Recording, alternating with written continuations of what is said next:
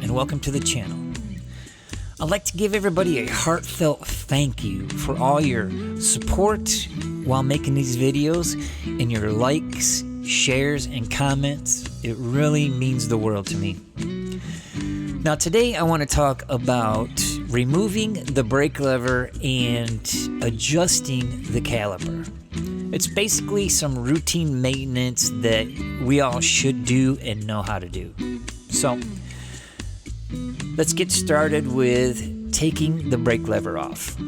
All you need for this is a very simple set of metric Allen wrenches like these right here. You just find the right size and get ready to loosen up those bolts like this. And then once you have the bolts off, you can remove the cap that's holding the brake lever on. And that's really all there is to it.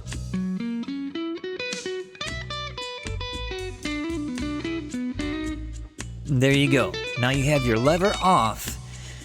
So if you wanted to buy a front or rear brake lever and caliper that's already got the line hooked to it and you don't have to bleed it, you can get those on Amazon.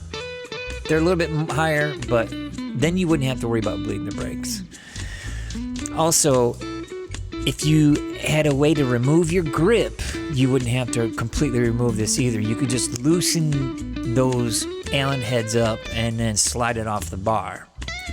Like for these are aftermarket grips, and you can see here, I can loosen that Allen key there and pull the grip right out and not have to worry about it. But a lot of the bikes come stock with the rubberized grips, and so you could use compressed air, or if you wanted to remove the grips, you could just cut them right off. That's all I did on mine, is I just cut them off and put these on here. So I could literally take these grips on and off as much as I wanted to and not have any issue with it. And then you could slide it right off the bar. But this is the easiest way too. I mean, it's just two little bolts.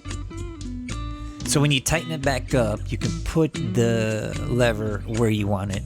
It's most comfortable for your hand. So let's talk about the caliper. I have a caliper off the bike so I can explain to you a little bit about what happens here. So you see these two oblong holes? That allows the caliper to move from side to side when you have the bolts loosened up. So ideally what you want to do is center the brake pads on the rotor, which means they're not touching on either side. There's an even space between both sides of the brake pads. So when you're snugging down those bolts that go in these two holes right here, you're able to adjust it minutely, however you need to. And then once you have that, you can look down through the little gap right there and see if the brake pads are touching the rotors or not. You could also rotate the tire and hear it. You could hear it kind of scrape a little bit or whatnot. And then you can loosen those bolts up and make your adjustment from side to side how you need to. So let's get to the caliper on the bike and I'll show you exactly what I'm talking about. So right here's the caliper, right? And it's snug. And these are the two nuts that you have to loosen up that are hooked onto the bracket, in which in turn allows the disc to roll through it without touching things. So let's get these loosened up here and I'll show you what I mean.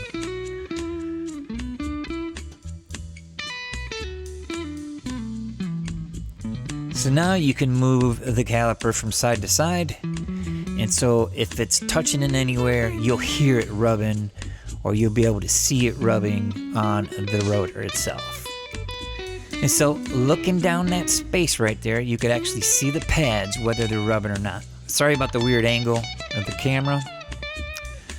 So first you want to pull that lever tight and hold it there, and then snug down the bolts.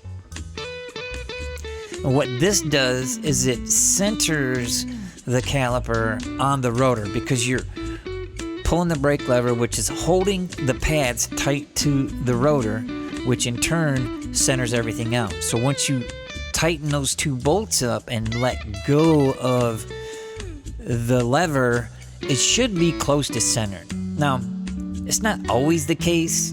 And, you can check it, make sure it's not rubbing by moving the tire, the wheel, and whatnot. And if it's still rubbing a little bit, you can just make minor adjustments by loosening up one of the bolts. But for the most part, that's a pretty quick and dirty way to get it done. And so that's pretty much it. If you have any questions, please leave them down in the comments below. I will gladly answer them. Give this a like or a dislike, whatever you like. And we will talk to you on the next one. Thank you. Have a beautiful, beautiful week.